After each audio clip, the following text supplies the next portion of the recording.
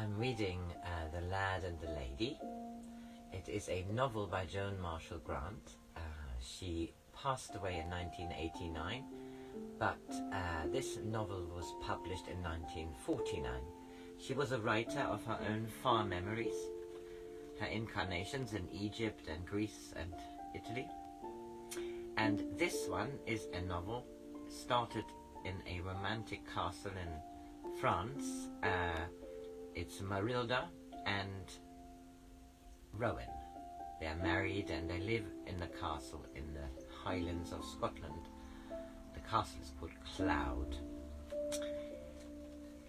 Emilie is a previous inhabitant of the castle. She was Hector's wife, but is all in the past now. However, Marylda feels a connection to Emilie. I stopped in the middle of Ashes to Ashes, which is chapter 9, and I continue where I left off. "That's none of your business," said Anderson severely, making up his mind to ask Agnes whether Dr. Gavi had been recently to the castle. Sandy blushed and relapsed into silence. "There is no need for curiosity to be aroused," said Anderson. "I suggest, sir, that we wait until the afternoon. The men will have finished clearing out the decorations, and I will then find work to occupy them well away from the house. Mrs. MacTaggart can give the young maids the evening off. There's a dance, so Elsie was telling me, in Inverness. If Sandy could take them in the shooting break, they could go early and be out of the way by 5 o'clock.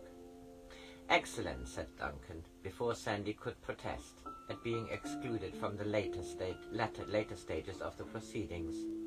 "But you will need me to help carry down the furniture," he said hopefully. "You can help us," said Robbie, who realized how great a deprivation it would be for his grandson to feel less in the family's confidence than Anderson. "But see you get the girls out of the way by sunset. They will be glad of a chance to have you show them the shops before they close." Sandy was mollified at this concession and produced further evidence of intelligent cooperation. "Should I telephone to the post office and tell Jean that we are having a bit of a bonfire this evening, so that she will be able to stop any inquisitive body who sees the glare in the sky, calling the fire brigade?" "Good idea," said Duncan, "and we better have a couple of tins of petrol in case the fire is slow in starting." Again, Sandy was able to assert himself. "Diesel oil would be better, sir. Easier to handle, and the electric light engine can spare it easier than the Rolls." Marylda went along with Duncan to the old nursery soon after lunch. Though determined not to admit apprehension, she was uncertain whether this final contact with things so intimate to Emilie might not produce a disturbing reaction. She decided that if she found herself becoming emotional, she would leave Duncan to supervise the burning, for it was essential that she reserved her energies for the more difficult hours ahead. "You're quite sure you don't want me to come to dinner?" said Duncan, who was reluctant to let her out of his sight, and was already torturing himself with an image of her lying insensible at Mr. Henderson's feet. "Quite sure, darling. It will be tricky enough getting him into the right mood, but if I am to practice my white arts on him, it'll be easier without an audience. Easier for me, I mean, for he won't be much on the defensive. Well, I shall stay with Robbie, so if you want me, you've only to shout. I'll leave the gun-room door open." She laughed.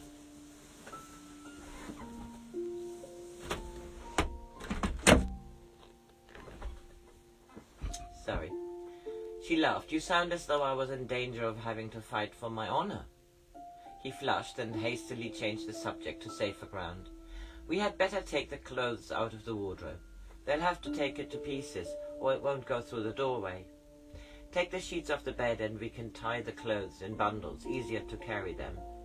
She pulled an armful of dresses from the padded hangers, which still smelled faintly of lily of the valley. "Poor Emilie," she said, as she dumped them on the coverlet that Duncan had spread on the floor. "She used to be so fussy when she travelled, everything packed in layers of new tissue paper. She never realized what a trial she was to her maid." She held up a confection of mousseline de soie, lavishly trimmed with rose point lace. Believe it or not, I used to wear this for dinner when we dined en famille. I kept it out of sentiment, for it had certain tender memories of Hector in the honeymoon stage before we got bored. Are you pretending, or do you really remember? I was joking, at least I thought I was, but now I'm not so sure. Since New Year's Eve I find certain incidents, most of them quite trivial, coming into my mind. They seem quite ordinary, as though they were recollections of my childhood. Can you remember associations of any of the other clothes? She was holding a black chiffon dress whose train was embroidered with yet acorns and silver thread. I wore this at the opera. It must have been Covent Garden. It looked very well with the diamond necklace Papa gave me. I suppose Hector sent it back to the Blenkinsopps. And I had a diamond butterfly in my hair. She laughed shakily. I can't help wondering if her more personal coverings will be so safe from the moth and rust which doth corrupt. For a moment he thought she meant Emilie's lingerie, and then realized the implication of the remark. I'm not sure, he said frankly. It depends on the ventilation. There may be only a few bones. She shivered. Emilie disliked rats. However, I agree we must be prepared for eventualities. How odd it sounds to discuss the disposal of one's discarded corpse. But I hope we shan't have to carry it away in sponge bags. Practically no chance of that, said Duncan with mistimed heartiness. When we fought over one of the Kaiser's war cemeteries late in 44, most of the chaps were skeletons. And the others? A few had maggots, he admitted reluctantly, probably due to the something in the soil. A cozy thought. I gather you have no experience of stone vaults. He blushed, ashamed of having been so tactless. Don't worry, darling Robbie. Robbie and I will cope with that side of the job. All you have got to do is to get Mr. Henderson in the right frame of mind. It might help if you see he has a few drinks. The old boy is a connoisseur of port. Emilie had very good taste in furs, she said with a shade of regret. This chinchilla scarf would be perfect with my new Christian Dior, and it must still be worth several £100, not dollars. Why not keep it? Duncan still found her disregard for economy alarming. Mustn't niggle, she said firmly. This is definitely an occasion for a clean sweep. They heard heavy footsteps approaching down the corridor. Duncan took off his coat and rolled up his sleeves. Now, for the removal man, he said briskly. Good. Sandy has remembered to bring a screwdriver. We'll start on the wardrobe first. Sandy and Anderson tried to display no more interest than on the previous occasions when they had been part of the team who, under Marylda's direction, carried furniture from one part of the house to another. Robbie kept them steadily at work so that they should have no time to make detailed observations.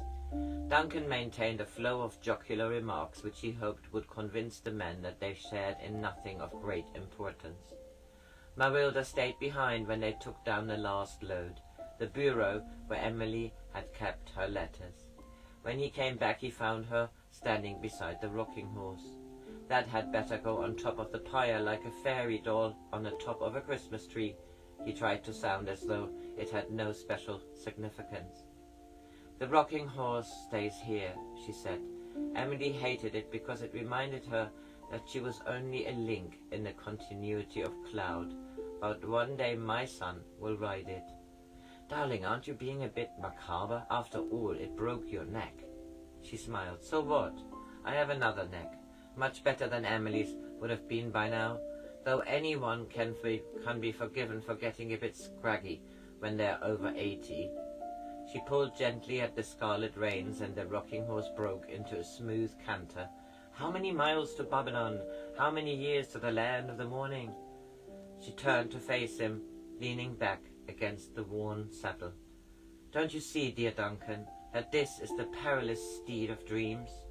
He knew this room long before Emilie came to Cloud. He knew Hector as a little boy, and Thunder before he grew into that crusty old tyrant that Georgina tells us about. He isn't deceived by age, for he is free of time that is measured by clocks. He knows the good and the evil of them all, and that's the only real way to love. "You are a very great woman, my dear," he said gently. "I'm only trying not to repeat the pattern that made people unhappy.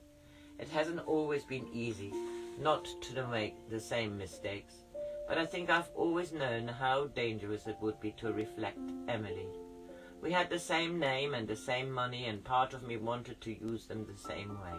So I tried to run away. But you can never run away except towards unhappiness." "You mustn't feel responsible for her," he said. "Why not? Aren't you responsible for the man you were 10 years ago?" "But that's different. I can remember him." "And amnesia would let you off?" "No, darling. Don't be deceived by any doctrine which tries to dodge personal responsibility. When Emilie knew she and Hector were drifting apart, she was too lazy to do anything about it, and too fond of her social position to make a clean break. She tried to have an affair with Roderick to console her hurt pride and to make Hector jealous. She wasn't in love with him. I understand that very well. Bless you, my dear, for not letting me make a fool of myself." He stared out of the window, trying to conceal how much it had cost him to let her know that he loved her. "Loving someone very much doesn't mean being in love with them," she said gently.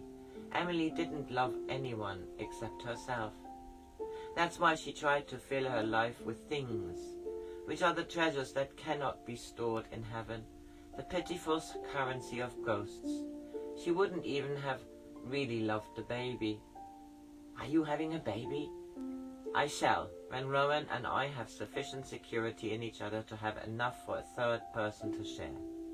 At least I have learned that our children will be people in their own right, even before they are born, not just extensions of me or heirs for Cloud. That's one of the reasons I am keeping the rocking horse, to teach them that it isn't enough to be part of a family, that they must ride against the 4 horsemen in the van of real aristocracy. They must be strong enough to make peace with themselves so that Cloud can become one of the castles of chivalry." She smiled. "It must sound funny to hear a person like me talking of chivalry." He went down on one knee to kiss her hand. "I said I was your knight. Perhaps I should have said your page. Remember, I mean it, always." He stood up, embarrassed that she might consider his gesture a trifle florid. "We'd better go down and light the bonfire. If we leave it too late, you won't be ready for Mr. Henderson." He followed her into the corridor, and she paused by a window whose leaded panes were jewelled with firelight. "So, Robbie lit it," she said. "I didn't want to funk doing it myself, but, well, I'm grateful to Robbie." She opened the window and looked down into the courtyard. The wardrobe gaped like an empty coffin. A chest of drawers burst open in the fiery heat, with the sound of a cannon shot. Shreds of shot silk swirled in the heavy smoke, like dark birds cycling.